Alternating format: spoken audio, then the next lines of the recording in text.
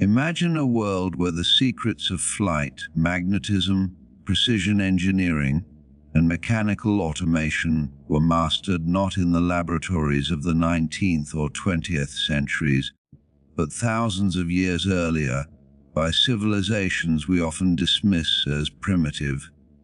Across the globe, scattered through tombs, temples, and forgotten ruins, lie artifacts that appear deliberately engineered for function rather than mere decoration. These objects display aerodynamic perfection, magnetic properties created through deliberate scientific processes, mechanical complexity rivaling early clockwork, and stone-cutting precision that modern engineers struggle to replicate with diamond-tipped tools. What follows are 5 of the most breathtaking examples, cases where ancient craftsmen achieved feats that seem to belong to a lost high-technology civilization rather than the Bronze or early Iron Age societies we read about in textbooks. 1. The mechanical flying bird of Master Yanshi, China, 3rd century BC in the ancient Chinese text Li Zi. A remarkable story is preserved from the time of King Mu of the Zhou dynasty, circa 950 BCE, though some scholars place the event closer to the 4th-3rd century BCE. A traveling artisan and inventor named Yan Shi, sometimes transliterated as Yen She or Yan She, arrived at the royal court bearing a large object carefully wrapped in silk. When the cloth was removed, the king and his courtiers expected to see an elaborate sculpture or ritual figure.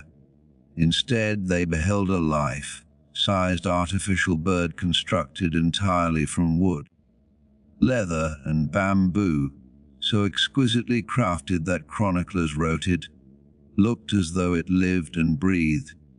Yan Shi made a few adjustments to hidden mechanisms inside the creature, set it gently on the palace courtyard floor, and stepped back.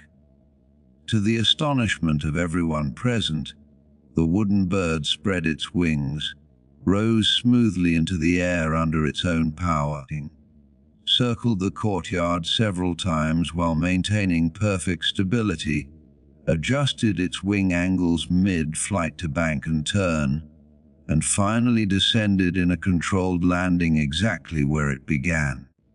This was not a simple glider thrown from a height. It was sustained power, controlled flight centuries before Leonardo da Vinci sketched his ornithopters, and nearly 200–300 years before the Wright brothers. When the stunned king ordered the device dismantled to understand its secrets, court engineers discovered an astonishingly sophisticated internal system, interlocking gears, pivoting joints, levers, crankshafts, and cam mechanisms that transmitted power from an unknown source, possibly a wound spring or chemical reaction, throughout the entire body. The level of miniaturization and precision was so far beyond anything else known from ancient China that the royal technicians openly admitted they could neither comprehend nor reproduce it. The same inventor was said to have previously created humanoid automatons capable of walking, bowing, singing, and performing complex sequences of gestures. When one of these man-like machines was taken apart, examiners found artificial organs, tendons made of leather, and wooden skeletons with articulated joints that mimicked biological movement in startling detail. After this brief, dazzling demonstration, all trace of the technology vanished. No workshop, no blueprints, no apprentices carrying on the tradition, nothing. The flying bird of Yanshi remains a solitary, inexplicable pinnacle of mechanical achievement that simply disappears from history, as though an entire branch of technological evolution was abruptly erased. 2. The golden airplanes of pre-Columbian Colombia, Colombia culture, 300–1000 CE in the early 20th century.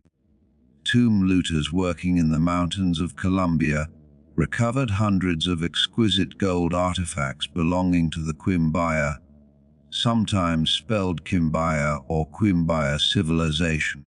Most were clearly recognizable jaguars, fish, birds, insects, and stylized human figures intended as offerings or jewelry.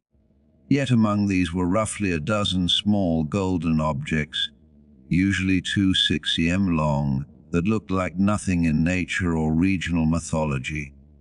These mysterious pieces feature delta or swept back wings, a distinct fuselage, vertical and horizontal stabilizers, positioned exactly where an aircraft designer would place them, a pronounced nose and tail configuration that creates natural aerodynamic balance. For decades, museums labeled them zoomorphic, as animal-shaped, and displayed them as stylized insects or birds. That changed when aeronautical engineers began studying high-resolution photographs and casts. The proportions were aerodynamically perfect. The wing dihedral center of gravity and lift-to-drag ratios matched modern glider or light aircraft designs far more closely than any known animal. In the 1990s, German researchers Dr. Algund Enboom and Peter Belting built enlarged, exact-scale replicas of several pieces using balsa wood and gold plating to preserve the original weight distribution, without adding engines or modifying the ancient design in any way. The models were tested in wind tunnels and then launched by hand. The results were stunning. The scaled-up Quimbaya airplanes flew with exceptional stability, some remaining airborne for minutes and performing gentle turns and banks exactly like modern radio-controlled gliders. Metallurgical analysis revealed another anomaly. The gold alloy used for these particular pieces differed significantly from typical Quimbaya jewelry, suggesting either a secret, specialized workshop or that the objects were considered extraordinarily sacred. Identical or nearly identical aerodynamic artifacts have since been found in tombs hundreds of kilometers apart, implying the design was standardized across a wide region rather than the whim of individual artists.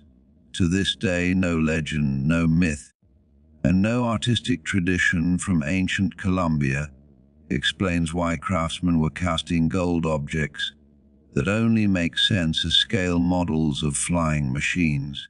The deliberately magnetized figurines of the Olmec San Lorenzo, Mexico, low 300–900 BCE. At the Olmec site of San Lorenzo in Veracruz, Mexico, archaeologists unearthed a series of small basalt statues dating to between 1200 and 900 BCE, some of the oldest monumental sculptures in Mesoamerica. At first glance, they appeared to be simple, rather crude human or humanoid figures. Scientific testing, however, revealed something that should have been impossible for that era. Geophysicists discovered that many of these figurines had been deliberately magnetized during manufacture. Strong magnetic poles were precisely located at the navel, the top of the head, the forehead or temples. Every tested figurine displayed the same polarity pattern, meaning the magnetization was intentional and followed a standardized template. When placed on a flat surface and given slight freedom to move, several figurines slowly rotated until they aligned themselves north-south with Earth's magnetic field.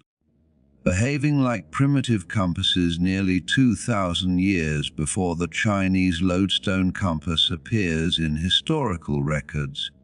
The method used to create this effect is well understood today.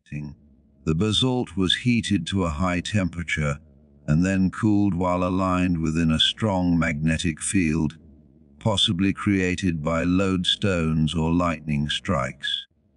The fact that the same precise pole placement appears again and again proves this was not accidental exposure to natural magnetism, but a controlled, repeatable process.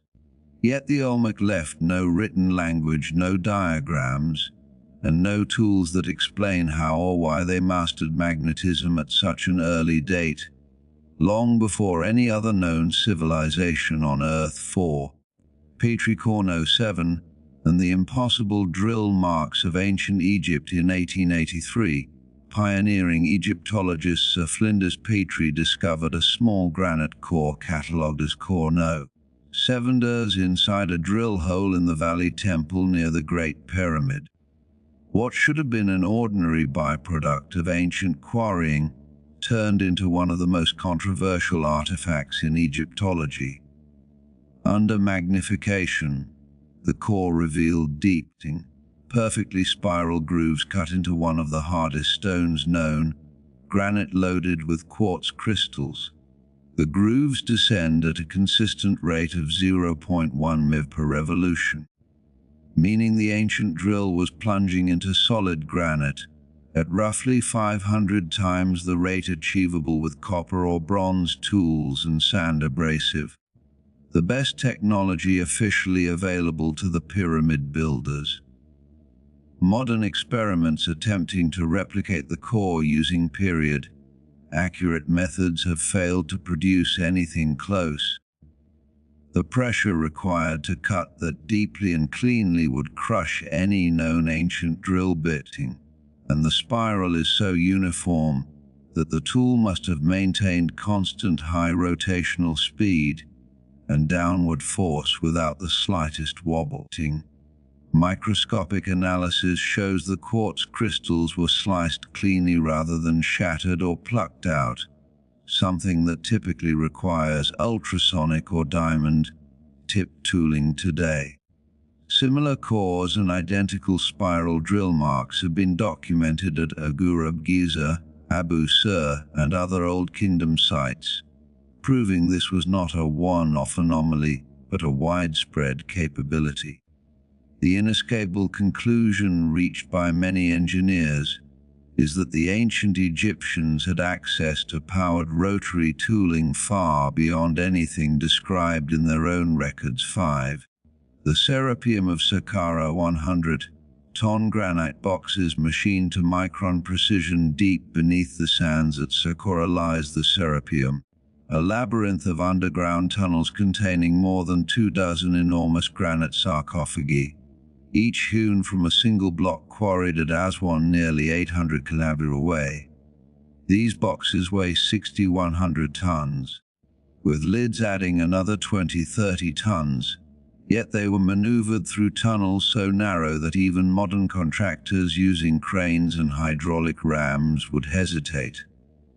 Inside, the precision is breathtaking. Interior surfaces polished to mirror finish, flat to within a few microns. Internal corners cut to perfect 90-degree angles deep inside solid granite. Long, continuous tool marks that run perfectly parallel for meters without the chatter or variation typical of hammer and chisel work. Transport and placement pose an even greater mystery. The tunnels contain sharp turns and bottlenecks narrower than the finished boxes, and the walls show no signs of later widening. The only logical conclusion is that the sarcophagi were placed in their chambers before the tunnels were completed and sealed, an operation that would demand engineering planning and lifting technology we cannot confidently attribute to the 4th dynasty. Despite decades of study, no ramps, cranes, counterweights, or lifting devices capable of moving and precisely positioning 100-ton granite monoliths in confined underground spaces have ever been found. And yet, every single box in the Serapeum exhibits the same unearthly level of precision, as though produced by a factory rather than by hand in the Bronze Age. These 5 discoveries, separated by continents and millennia, share one common thread. They display technological sophistication that simply does not fit within the conventional timeline of human development. They stand as silent, defiant witnesses to a chapter of history that has been lost, deliberately concealed, or perhaps never officially acknowledged in the first place. The question is no longer whether our ancestors possessed advanced knowledge. The evidence is staring us in the face. The real mystery is why that knowledge vanished so completely.